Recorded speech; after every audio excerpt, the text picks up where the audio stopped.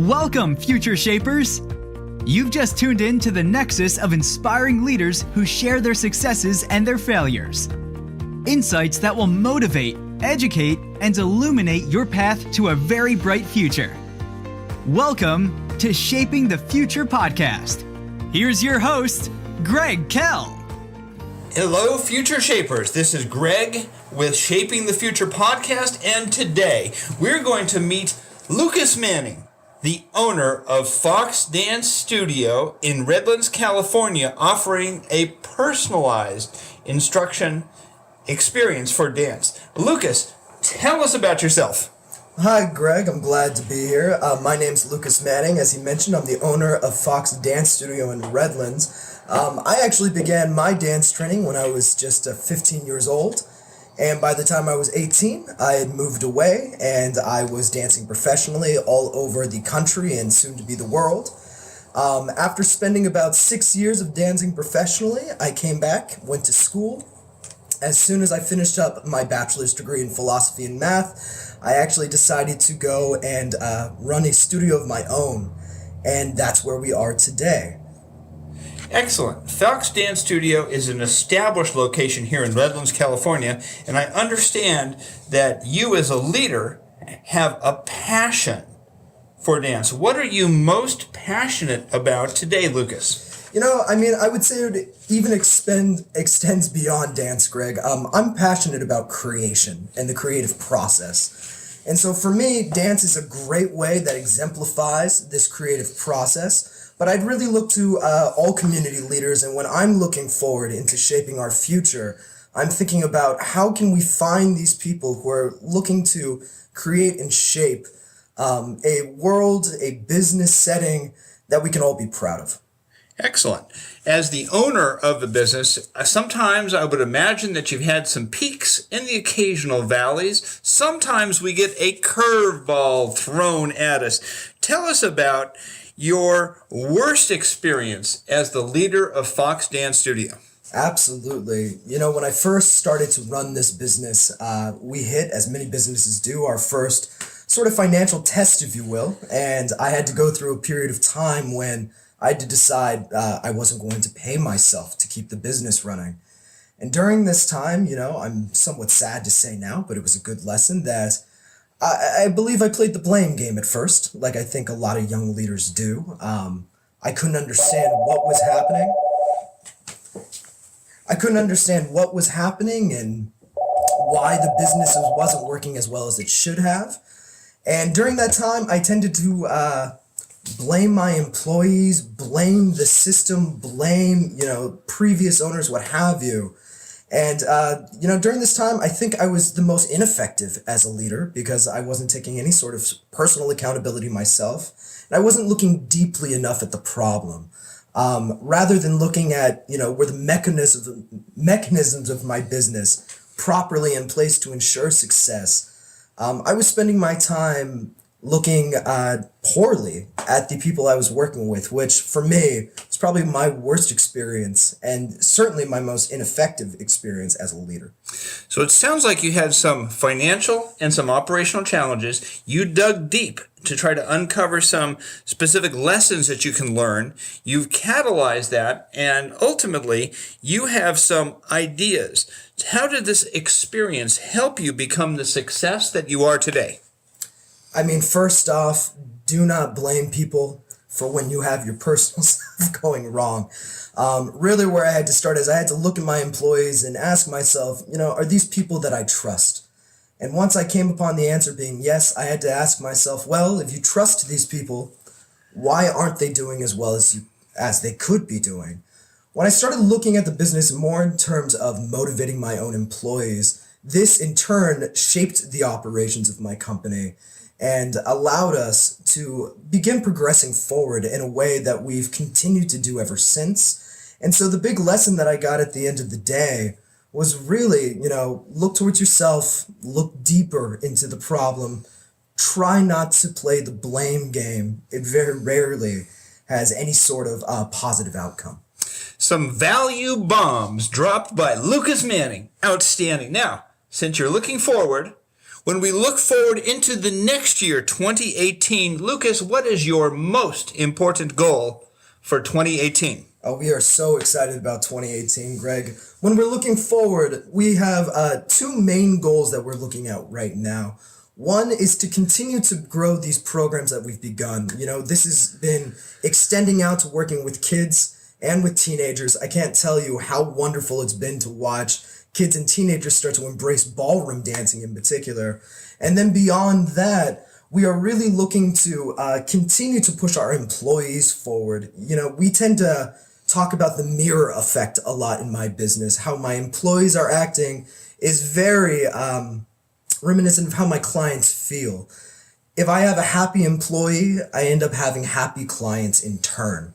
This is what we're really pushing for the new year, and we're really looking forward to seeing what 2018 will bring.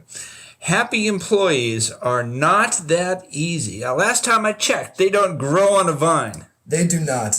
We spend a lot of time thinking about not just how this could be a wonderful place for our clients, but how this can be a wonderful place to work.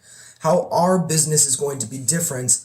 At the end of the day, if you work here, my employees spend 8 to 12 hours a day here, whether it's training, working with a student, coming up with that new bit of choreography. And during this time, we want to create an environment in which they can thrive both creatively and develop hopefully a certain amount of financial independence and success as a result. Excellent. So it sounds to me like you have a plan and you have a bright future in 2018. Absolutely. I have news for you. It's not all going to be sunshine and rainbows. Some challenges will arise, maybe even right now. Lucas, what are the biggest challenges that you're facing right now at Fox Dance Studio? The hardest thing is to keep people moving forward, not to slow down. Whenever we have that first bit of success, everyone gets very excited. We have this great environment and a great teamwork sort of effort moving through. And then there's always that inevitable drop off if you're not careful. How do we keep our employees continuing to push forward, reveling in the success of the now while still looking forward to the success of tomorrow? That to me is the greatest challenge that we face, is just this idea of not ever slowing down. And how will you overcome that challenge? Because it sounds like that is an ongoing effort. So this is when I get to go back to my greatest passion, which again is just the element of creation. One of the things I love about what I do now is I constantly get to step back and think of new ways to move forward, new ways to motivate, new ways to create something new that's beneficial for my clients and for my employees. So when we look forward and how we're going to overcome these challenges, what I can tell you is I have a great team. I have creative minds in place. We will constantly sit down and figure out what the next step will be to this day, quite a bit of success. A great team, a commitment to excellence, value bombs dropped by Lucas Manning today. Now tell me, I understand that Fox Dance Studio was an existing business before you took over. Go back to that time when you were considering maybe taking over. What are some of the concerns that you had that you felt when you were crossing the line to become an entrepreneur? I think like many, especially young entrepreneurs today, there was just the inherent fear that I didn't know enough. As mentioned previously, I have degrees in philosophy and math, not exactly a business degree, and I have a whole lot of experience within the dance industry. But to actually step into a business position, this was frightening to do. Quite the learning curve, as I'm sure we've all experienced at this point. Fear holds many people back from becoming all they can be. You looked fear square in the eyes and took that step. How did you overcome that fear? First off, support. I have what I would say is the most amazing and supportive wife in the world. If I didn't have her by my side, this would have been much harder to do. Beyond that, having the right type of support network, the friends around me who constantly were reminding me of the value I do have, that I can do this. This, of course, aided with a bit of rebelliousness myself, that I wanted to change a system that was already there. All these things worked together, and made me look, as you said, fear square in the face and push forward. Excellent. I would assume, Lucas, that over time you have received some good advice and benefited from some good advice. Please share with our Future Shapers audience today, what is the best advice you have ever received? You know, the best advice I've ever received, Greg, really comes from this idea of if something's not working, don't keep at it the same way. It's really moving into our definition of what insane would be, attacking the same problem the same way, expecting different results. I think the notion of sitting down, and especially if you have a team that you can sit down with, and think through a problem and try to look at different perspectives to the problem, different ways you can do things. Push rather than pull, if you will. These are the sorts of pieces of advice that have really propelled me forward over these last couple of years. Excellent. I can hear the bombs dropping in the future. Thank you, Lucas. Tell me, we in the Future Shapers audience, we are readers. We believe in the book and learning. Tell me, what book would you recommend to our Future Shapers audience and why? Well, I am myself a very avid reader. Tough question, of course, to answer. I'm going to have to narrow it down to just two, and they're quite different, but I think there's a reason for each. One would be Anthem by Ayn Rand. Fantastic book talking about the individual and the creativity that can be spawned from the individual. To pair that, I'm actually going to go the polar opposite. I'm also going to say Utilitarianism by John Stuart Mill. A fantastic book about looking at society as a whole. I think taking both of these books with a critical mindset has really allowed me to think about my business and the role it plays within my city in a new and profound sort of way. Excellent. Lucas, we at Future Shapers understand that simple actions and habits over time work together to yield an excellent outcome in future. What are you doing right now to shape your future, Lucas? Absolutely. Always pushing forward. So to begin with, as we mentioned before, reading. I don't think anyone can stress the importance of reading and continual education. Never believing that you know everything. The educated man knows how little he knows, and that's about the end of it. So the value of continual education and then learning new skills. I continually push myself to learn something outside the box that I may not have tried before. Not necessarily with the expectation that it's going to yield a direct result, but in my experience, these outside skills always have a funny way of creeping back into the business setting, allow me to look at a problem a bit differently in a whole new light. So I would say continually pushing your own education. Thank you. Continuous education, a commitment to learning and development. These are some pearls of wisdom, some of value bombs dropped by Lucas Manning. Lucas, at Shaping the Future, we believe our nation is at a tipping point and that we as citizens are obliged to help shape our future in a positive direction. Tell me, Lucas, what is America to you? What a large question. With that said, the way I view America is actually very similar to the way I would view my own parents. When I was young, my parents could do no wrong. They were the absolute heroes in my life. Then I became a teenager and something changed, and suddenly they became my absolute enemy. Everything they said was wrong, couldn't get out of the house soon enough. It was all about getting away. Now, as I've begun to move into adulthood more and more, what I'm really finding is to be able to look at my parents and to be grateful and thankful for everything they gave me, whether it be the opportunities or the sacrifices that were made on my behalf, while still being able to look at them with a slightly critical eye, understanding now that they're not perfect, they're doing essentially the best they can. They may not always be right, but they are trying to push forward. This, in very many ways, is how I look at America now.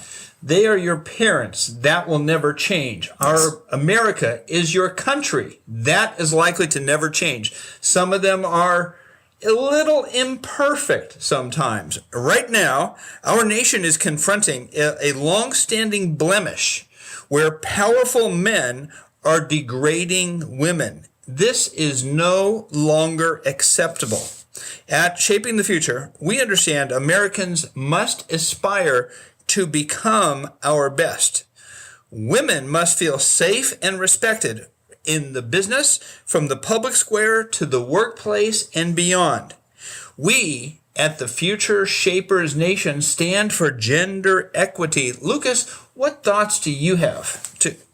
Yeah, what an important issue, confronting us not just today, but for nearly the entire history of this country, this notion of gender equality. What I can say is I believe that first and foremost, it begins with education of both genders, for men to understand the ethical obligations they have towards any other person, not just women, but other men as well. And then for women to understand that they do live in a place where if something happens, they can come out and talk about it and not be shamed in the process. We really have to stand together, and this has to start at things like the small business level, the theater, what have you. This will in turn shape hopefully communities, cities, and our nation as a whole. But we can no longer tolerate any sort of excuse for this grotesque sort of behavior. And again, I believe that education is truly the key. No longer tolerating this behavior in any form. Excellent. Lucas, standing on a firm foundation. Tell me, the Future Shapers audience is listening to you right now. They are looking for some advice. Lucas, what advice can you give to the Future Shapers audience today? Do not let fear hold you back. You have to move forward even if you're scared to. If you believe in something and you believe you can create something that truly is going to have a positive impact, do not hesitate. There are the resources out there. There's this large community of people that are more than willing to help you. Just go out there and look for it and you'll find it. Thank you. Lucas and Future Shapers audience, please, Lucas, tell our audience how they can contact you today and what they might receive when they do contact you. Absolutely, Greg. You can contact us today at my studio in Redlands, Fox Dance Studio. Our number is 909-335-5959. We're open 1 to 10 Monday through Thursday, and then Friday, Saturday, and Sunday by appointments. Or you can check out our website at www.foxdancestudio.com. There you can check out our studio calendar for upcoming events and what we have planned for 2018. Once you come into the studio, you can be expected to be greeted warmly by my staff. You're going to get that personalized attention that we so strive for. And then beyond that, you're going to receive the best value that we can possibly give you as we move forward. Thank you, Lucas, for sharing with the Future Shapers audience today.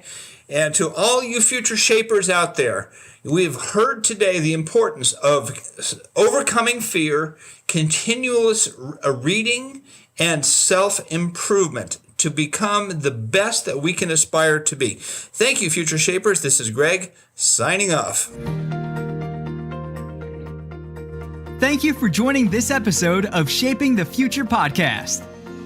We leave you, Future Shapers, with this challenge. Act boldly today to shape your future, because if you don't, it will absolutely be shaped for you.